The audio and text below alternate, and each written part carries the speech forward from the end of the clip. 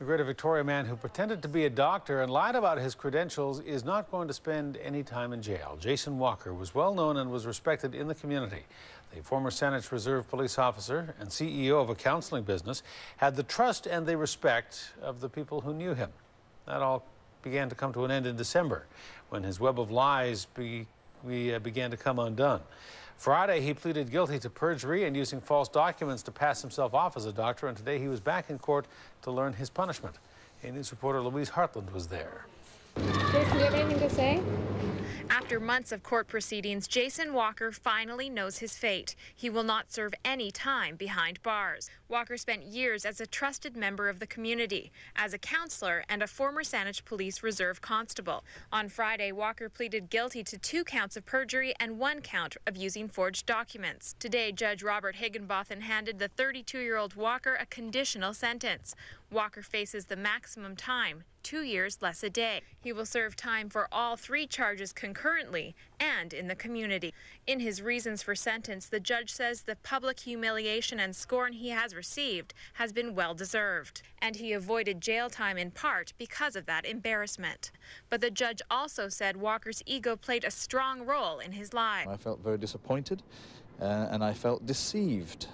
Michael Denton was a client of Walker's and considers him a friend. Jason, I think, was, as the judge said, driven by ego, and it just got away with him.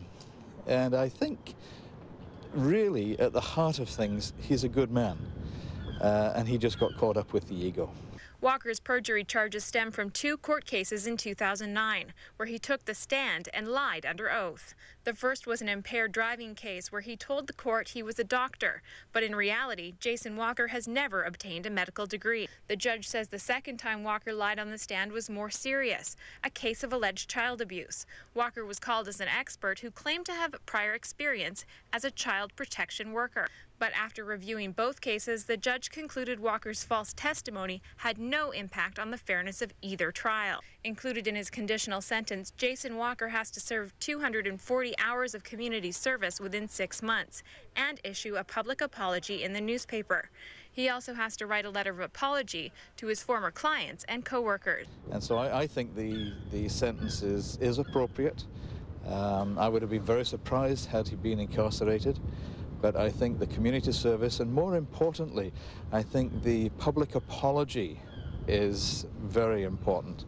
And I'm looking forward to receiving a letter as well. An apology Denton and the other people he bamboozled have been waiting a long time for. In Victoria, Louise Hartland, A News.